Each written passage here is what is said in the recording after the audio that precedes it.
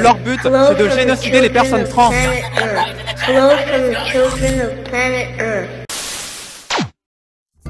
Vous avez été très timide à la suite de mon appel récent à participer à ma cagnotte Litchi. Je renouvelle donc mon appel. C'est important de donner de la force aux créateurs de contenu dont vous appréciez le travail, aussi modeste soit le geste. Toute bonne volonté est la bienvenue. Un gros merci aux récents donateurs, Général Pangolin, Nolan Cassigno, Marie Grondin, Patrice Sagard, Marjorie Kobayashi, Alexandre Leroux et son don spectaculaire de 100 €, Gurvan Guillemin, Ismaël Hachi-Arnoux et Jimmy Tournola. Je vous embrasse très fort. Allez, maintenant votre vidéo.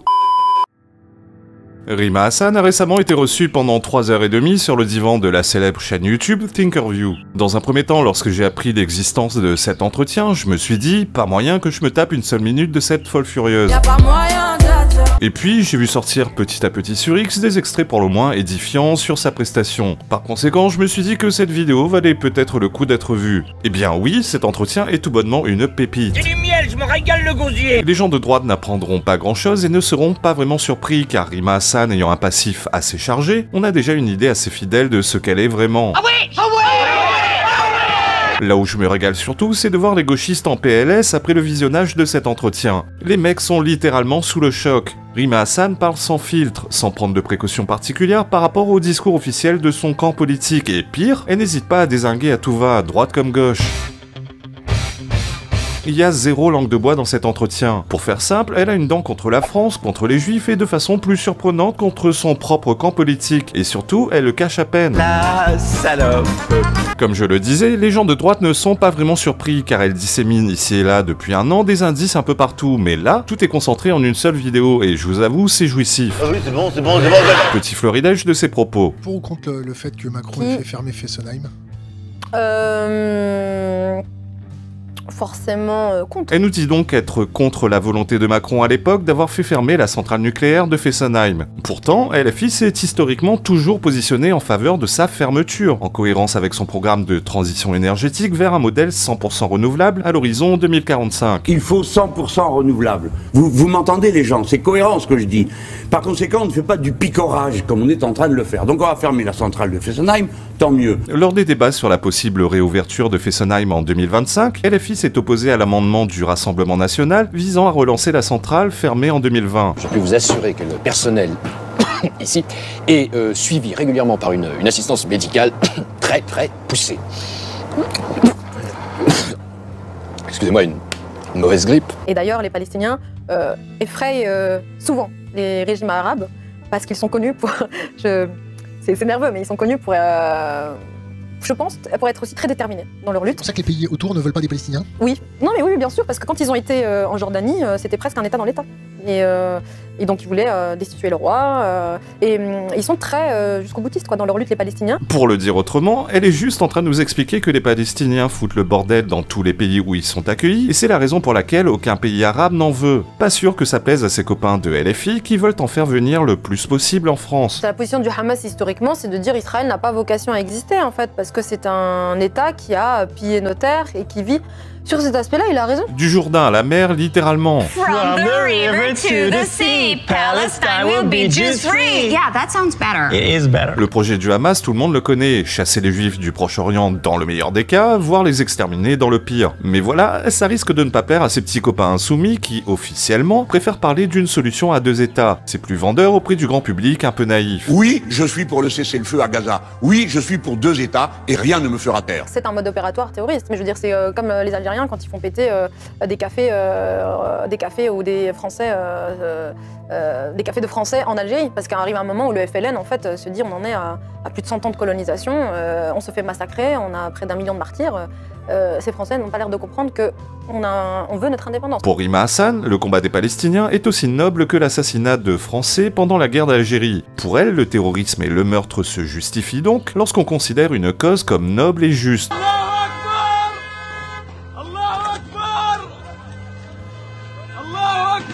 Ce ne sont pas des terroristes, ce n'est pas un peuple composé de terroristes. 2 seconds later. Ce n'est pas que le Hamas qui a commandité et préparé l'attaque du 7. C'est vraiment toutes les composantes politiques de la société palestinienne. Qu'est-ce qu'ils accordent? LFI se donne un mal fou à nous expliquer qu'il faut pas confondre le méchant Hamas et les gentils palestiniens victimes innocentes de leurs dirigeants, et voilà que Rima Hassan nous dit qu'en fait, non. Les attentats du 7 octobre sont un travail collectif de toutes les composantes de la société palestinienne. Aïe aïe aïe, Papa Mélenchon va pas être content. Tout le monde sait. Les frères musulmans, il faut reprendre ce que certains sociologues disent, c'est qu'il faut distinguer... Votre avis? Oui, mais bon, je suis de cet avis-là. C'est qu'il faut distinguer les frères musulmans de là-bas et d'ici. Comment ça, faut distinguer les frères musulmans de là-bas et d'ici? Qu'est-ce que tu me racontes là? Je comprends plus rien. Les gauchistes passent leur temps à nous répéter que les frères musulmans n'existent pas en France et que ce serait un fantasme de l'extrême droite islamophobe. On nous aurait menti? On m'aurait menti. Moi, les personnes qui me disent c'est que Netanyahou, etc., comme j'ai pu l'entendre par ailleurs sur ce fauteuil, enfin, sur certains de vos invités, ouais, y compris des gens comme Caron, je veux dire, d'autres. Enfin, je veux dire, il y a des gens qui réduisent vraiment la question palestinienne, parfois, la lecture de c'est Netanyahou, c'est le diable, quand il sera parti, ça ira mieux. Non. Ce qu'il faut lire entre les lignes dans sa critique, c'est que Aymeric Caron et de façon plus large la gauche française n'y comprennent rien au conflit israélo-palestinien et qu'ils en ont une vision naïve telle que celle d'un bête clivage gauche-droite. La droite. Levée de bouclier immédiate d'Aymeric Caron qui dénonce les mensonges et l'agressivité de Rima Hassan. Alors soit Aymeric Caron est très con, soit c'est un lapin de 6 semaines. Rima Hassan se fiche de la France, des Français, et surtout, elle se fiche de la gauche française. LFI n'est qu'un marchepied pour elle, une tribune. Le combat de Rima Hassan n'est ni humaniste ni universaliste, il est personnel et tribal. Elle se bat pour son clan, pas pour des idéaux de gauche à la con. Mais comment c'est possible? Ce n'est qu'aujourd'hui qu'ils commencent à comprendre qui sont les idiots utiles de Rima Hassan. Par ses propos, elle conteste la légitimité d'Aymeric Caron à s'exprimer sur le sujet palestinien, tout comme il y a un an, elle contestait le droit aux Blancs de représenter ce nouveau peuple que nous vend Mélenchon, en présence d'une Mathilde Panot médusée et certainement consciente d'être la dinde de la farce, rappelez-vous. L'antiracisme a besoin de voix et de visages incarnés, et non pas de porte-parole éloignés de ses réalités.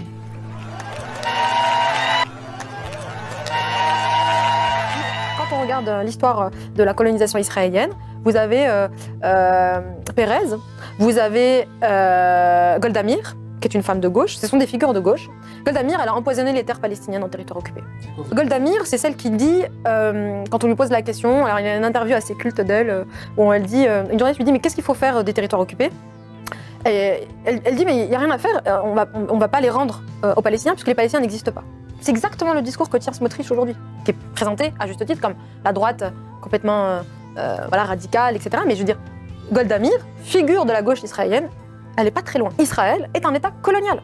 Gauche comme de droite, comme la France a été un État colonial. La gauche comme la droite fut un moment, présentait tous les bienfaits de la colonisation, etc. Et c'était aussi très porté à gauche. Ce point complète le précédent et ne plaira pas davantage à la gauche. La gauche déteste qu'on lui rappelle son rôle pendant la colonisation et son besoin irrépressible d'aller civiliser les sauvages et de leur apporter ses valeurs humanistes et universalistes à grands coups de pompe dans la gueule. Vous allez finir par vous aimer les uns les autres, bordel de merde. Ça ne plaira pas à la gauche également parce que leur épouvantail absolu est censé être l'extrême droite. Rima Hassan n'est pas supposée mettre un signe égal entre la gauche et l'extrême droite, quel que soit le sujet. La rhétorique est censée être les méchants sont à droite et les gentils à gauche. Bisous, bisous, gentil bisounours, un petit bisou, y a rien de plus fou. Les otages israéliens.